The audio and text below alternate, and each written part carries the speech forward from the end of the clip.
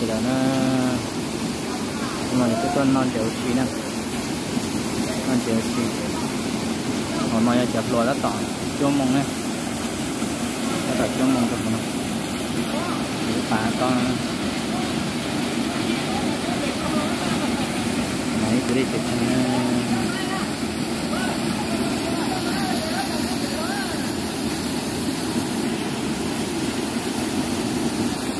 nhỏ chốt là hồ sơ cái lá tủ nè cái lá tủ đó giờ tôi mua đầu đó nè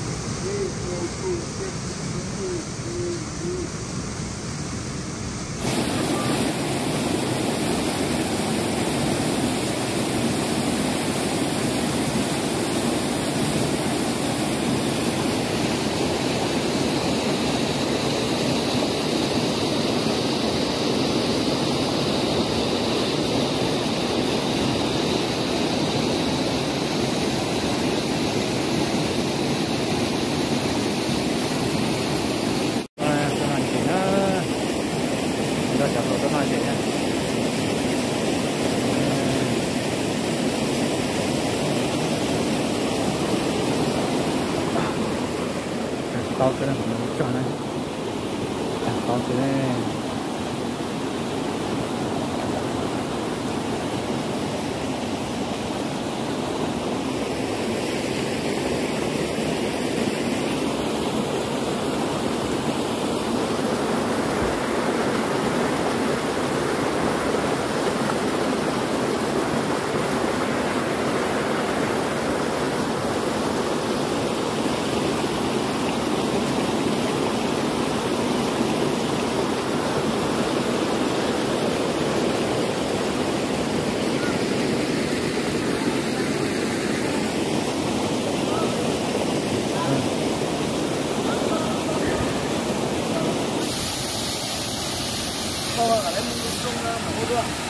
đã tỏ đơn gì nữa rồi nó ra giờ nó lao tôi bảo mông đó lao tôi bảo mông thì khá là thôi không à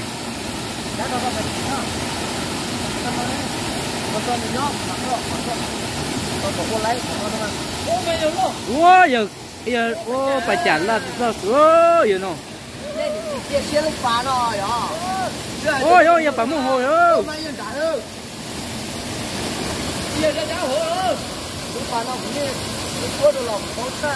có dây phun nó gì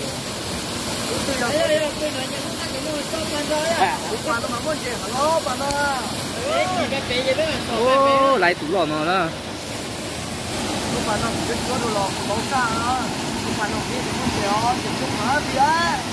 con nó bấm mông nữa ôi dồi ôi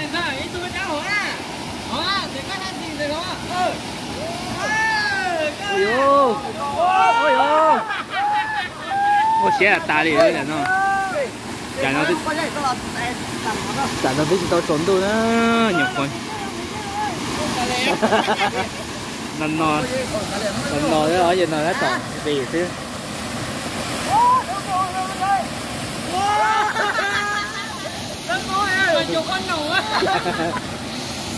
một xe tại rồi đấy chả nào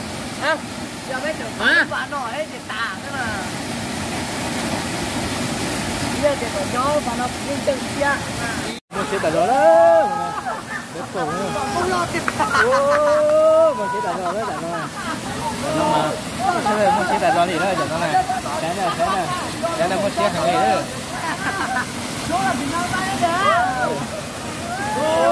Đi gặp chẳng. Đi cái chân tỷ ở phía.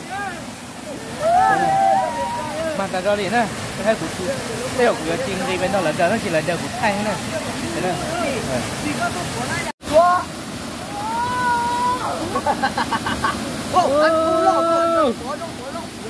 Ôi vừa là nhá, cái là nhớ kiểu nó hẳn nó mới sao chuột lò của lá, cái cái hộp nó mới chịu ra, còn chừng túi ta, đỡ bọt xí nữa, thì các tập bằng ăn hết tràn tỷ trái gì đấy, lúc gần tỷ chỉ táo, đấy, họ chứa tan cho nó họ chè, giờ suối để của lao với tụi nó mò nè. Chị lò suối là họ chà mai được rồi xíu nè. đây bấm mông á, tụi nó à. Tụi nó mà tay vào bấm mông nữa. Bấm mông con chơi liếc. Tụi nó vô bấm mông vào con chơi liếc khác nữa vậy nè. Đã tải rồi đây.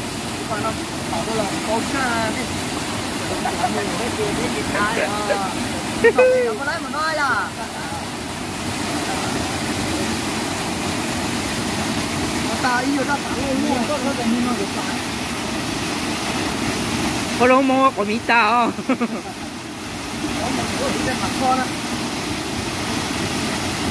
Ô.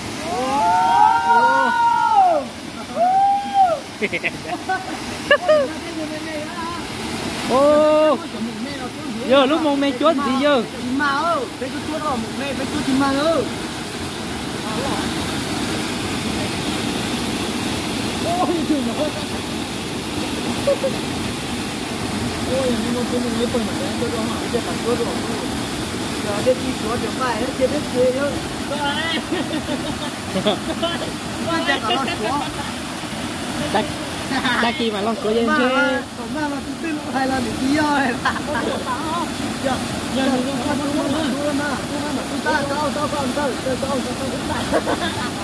dạ có cháu dạ một tí.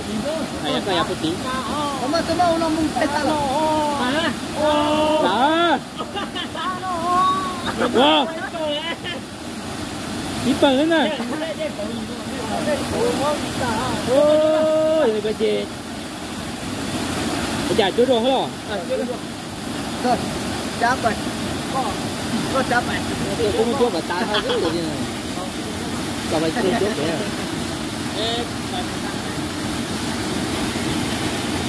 Nè bà bé. Rồi lúc nó chỉ tao bạn nó chỉ trong rồi, chỉ biết cô luôn á. Tiểu đi thôi đi. Nhà chỗ nó gì nè bạn ca, nó không có rồi á. Cái chuột ăn đi làm đã chưa? Cái gì á, thọ bạn bé nhỉ?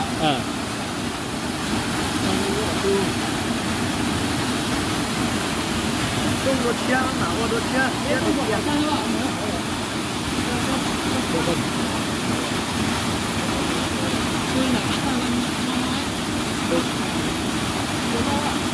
Tôi xóa lại.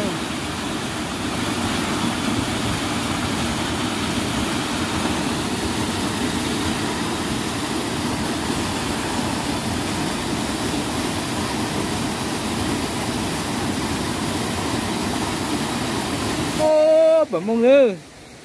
Ôi, kìa hello. Ủa. Kìa đó. Mình to tía đây. Đi cho bấm mông thì cá sơ. Đây này. Ta được tớ đi cho bấm mông. Ta thế này. Thế này.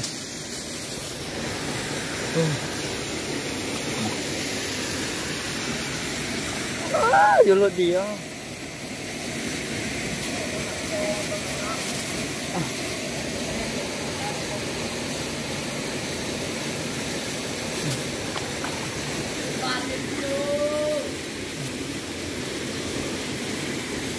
Nó mông lo vậy à?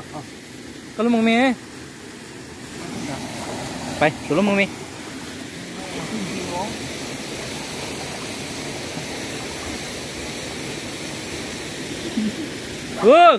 Để vào tí rồi.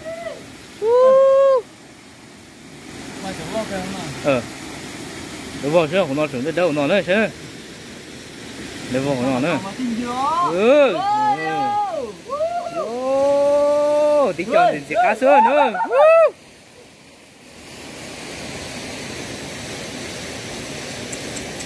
Cá thật tao nữa.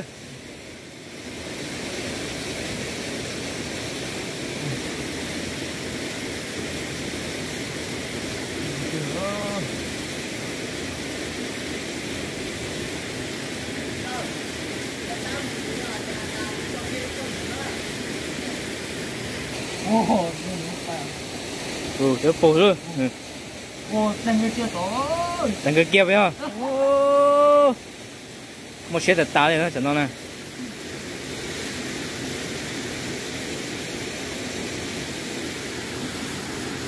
Món nó gì ở đấy, món này nè.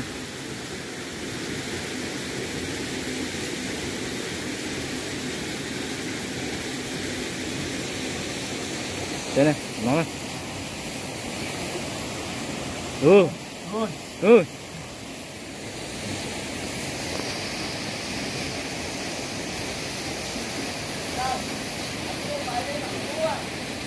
vô đi kia hello. Kia luôn.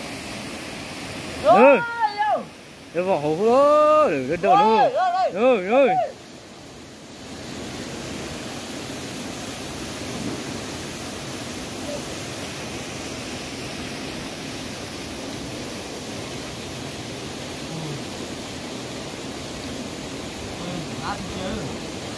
Chỉ chọn chỉ cá sấu nữa vậy nó. Gì mà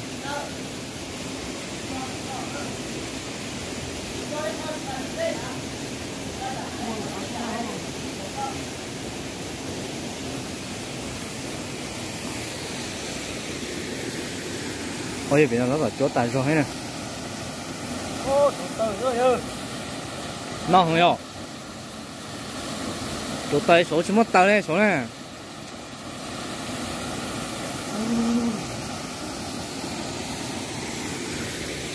Để vô vậy là nó mà số tài đi hơn. Để vô là nó thôi.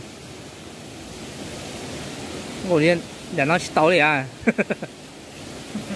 Nó kia đi hết chả ra. Ôi dồi, bắt thông đỡ là nó này, bắt thông đỡ xưa cho nó.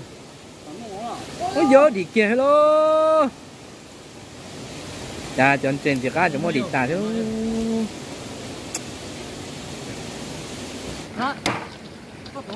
Đó, bỏ mông gồm nó chỉ cá tà này, bỏ mông tàu xưa này, lại kêu một nó.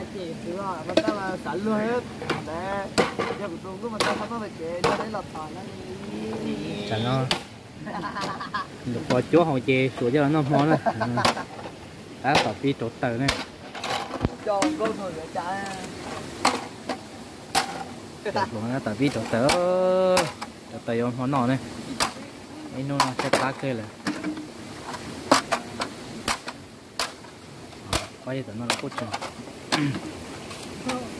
chua này là để chỉ tao mình chỉ này để cho nó món nọ này ấy à đi về say chơi một xíu cá cơ mua lại cho mình chia tay rồi cha mình để có thằng ấp cứ được cá tỏi chi nó đấy con dòng có xíu ha chọn tủ nữa rồi dạ mày chọn tủ chế lẩu món nọ nữa chân này bún bông này cho bấm mông này thầu em cũng lo sống lại mà chia cũng cho lòng có cũng chỉ sản nhau cũng lo ha tròn bông đi xô không phải cái tôi lại này cũng cho lòng có ha đặt cái này sao mà có tổ chơi ha tôi để không mà mẹ cái là đa trên mình được gì á cũng bông bông tới cũng chéo rồi chúng nó chúng nó có giá trị mẹ ấy phong nha sợi cả mông mà người ta nữa rất tung nữa cái này chạy cho nó cá hàng nó cho nó mặc chưa cho nó để từ lộc than mù thế nào ô đặt thủ ô chết nó đặt thủ thế này quá tôi nói kinh để nói đi tôi xỉa nông tiêu loại đúng bia tuần ra nó chỉ xỉa nữa. Ô yeah. gì mà chỗ tên gì cho bọn mua ba cái chi ha có chi nó chỉ chúng nó này vậy đấy nhớ mới chụp ba chi xoay cằn ô bây chúng mua ba giờ cháu đâu nó ba chi đấy ba chùa sao mà ba chi đấy ba chùa sao được chưa chi chơi má mặn bao tôi là cá cha nó màu má mà nó màu tiền cá được tiêu cái chú mỏ tôi nó cái phó này cho cái nó mã xuống với nó ít phó rồi đấy có một ta mà thấy rung chư chọn gì nó ta rồi đây này chỉ một bao mà chỗ nó đây nè ta đấy chả ta bao đi cái tôi phải naan thì cái sọ cái gì naan thì lấy đâu nhỏ cái chuyện không được sợ xẻo phía có thằng trai đồ nó trà có tụi bà coi sao xẻo nhá sao cá được tiêu đâu là số ở trong rải lên dẫn kho chị ta này để chơi rồi cá được tiêu số mặt cơ hậu số mặt cơ cá tao nó nè xẻo nè tao cho chi nào thôi chi làm gì sẽ là con mình đặt không có nó tôi không nào để nó chị xí rồi đặt con xí thì hắn ấy bỏ này về cái nấu thì nữa cho công việc sẽ đỡ cho mẹ cái gì đang gọi cho mỏ cho có cho như lon sát tỷ vua sát tỷ non đấy nên bỏ trên này còn thì đi pe này đen thì bây giờ con nó đấy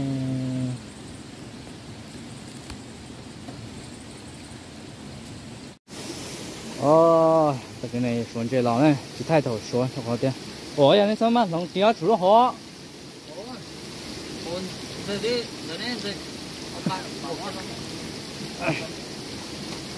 này tất cả một số đồ dùng nó bận mông chỉ cái kia ai đã tạo được không một xe kia đây mà chưa khó nổ không kia này ai hay để mà chưa khó nổ xe mà nó chưa khó nổ vậy này cha nếu xe mà chụp con nổ để vò xuống để cho bận mông thôi leo vò nè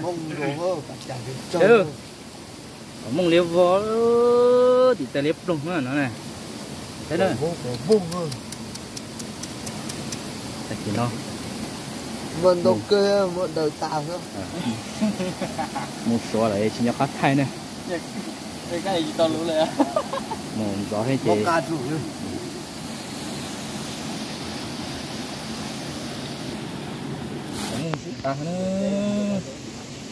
đây ta kia tôi có chiên rồi ôi呦ไปมามงรถปัดดูก่อน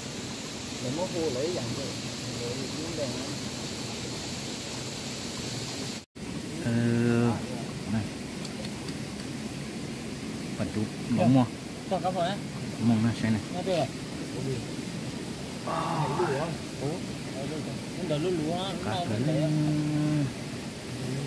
cả ta thì nó to cho nó ta kia nó này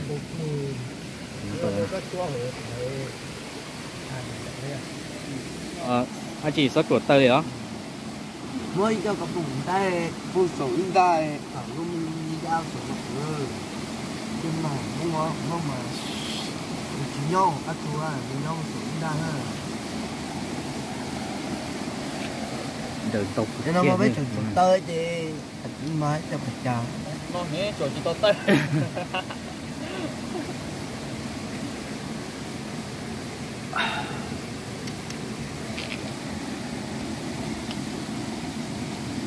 rồi có cả tay có để cho bạn mình mua lúc hổ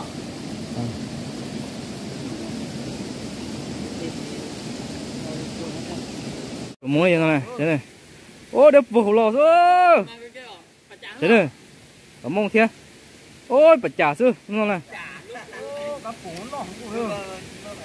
lò ô lúc nào đấy bầu hơi ra xíu nó bạch chả đâu ở mông hay bỏ đập bầu cái nó này chẳng có hứa ô xỉa đi đâu vậy liền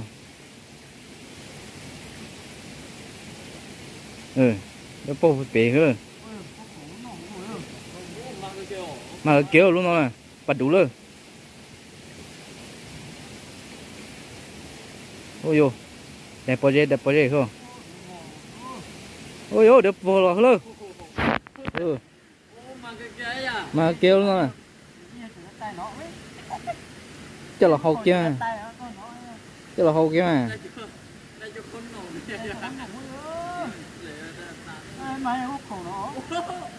bắt thông đời rồi luôn thế này là cái sáu kia là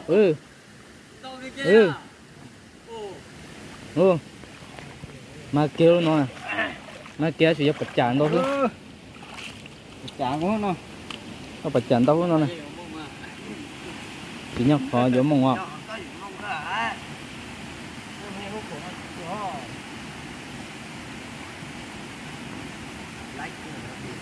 đó đi chụp bản mông của này bản mông rồi hơn trái là léo vòng này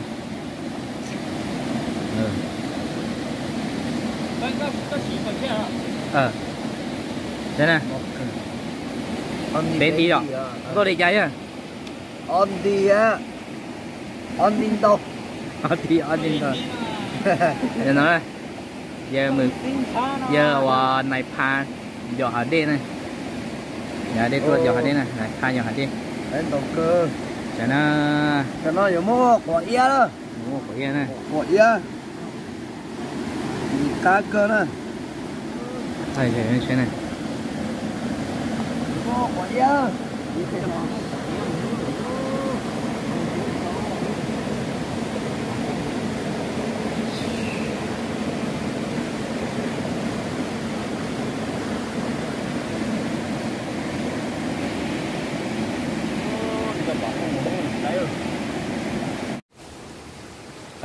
ta kỹ năng chế cu chuyển gió đó chuyển gió tí tẩu nha còn số 10 nữa chuyển một chốn chế là xem cho nó theo xem mũ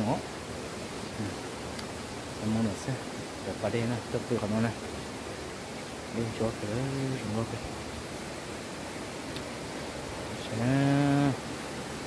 đó tập kinh chế nói nó là có tập kinh chế nó nó mua chả này sủa kia cái đấy à sủa kia xứ nhưng nó đã tàu quả này thế này cái tàu quả này nè sao được cả này mà thay xem là được cái sen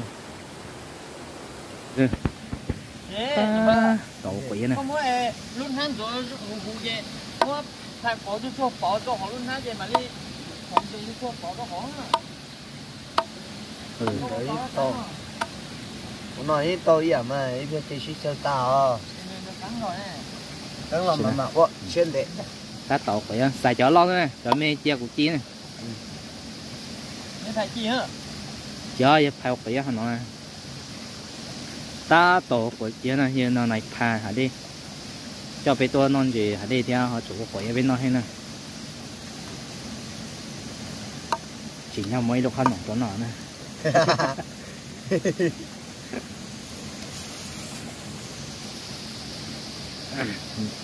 con đây bây giờ tôi mà như này phan như hành thì mà cho khó nóng nó thì mà tiền này chỉ nhau mấy lúc khó nóng cái nó tiền sẽ nó tạo bộ quỷ hạt tạt này bộ quỷ này nó này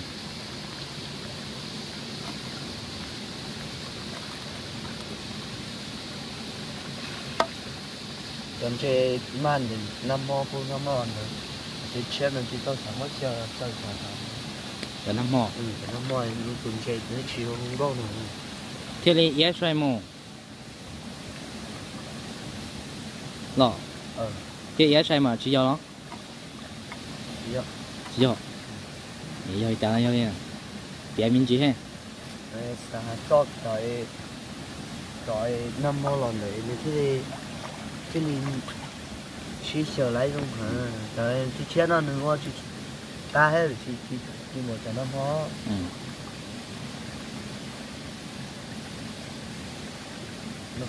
lúc kia cái chuyện đâu thôi của chơi thôi của chơi nha ấy bây giờ chỉ cần lấy chân nữa chế con chọc qua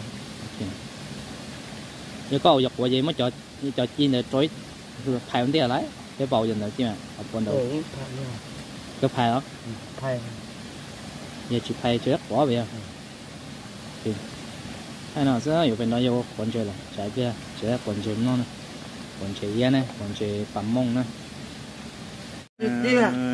จะเป็นเราใช้เลยไม่อยู่เฉยเลยแต่ฉันต้องเจอเบ้แล้วก็มักใช้นะมันจะปั๊มมุกจีนะจีจะปั๊มมงเขาใช่ไหมโอ้ดัดบ้านเราเนี่ยเป็นหลังเลย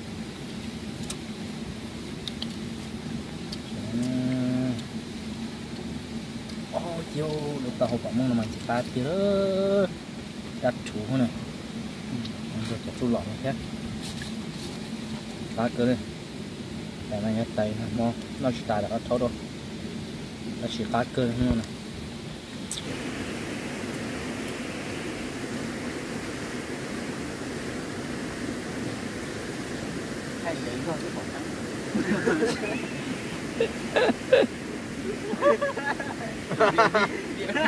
nhiều tin gì phía đó đây để cho những cái gì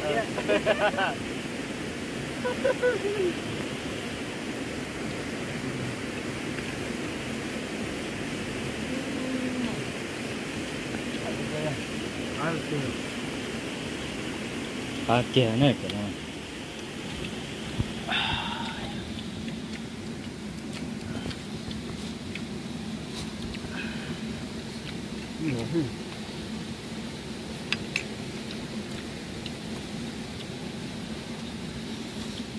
à cái kia rồi nhá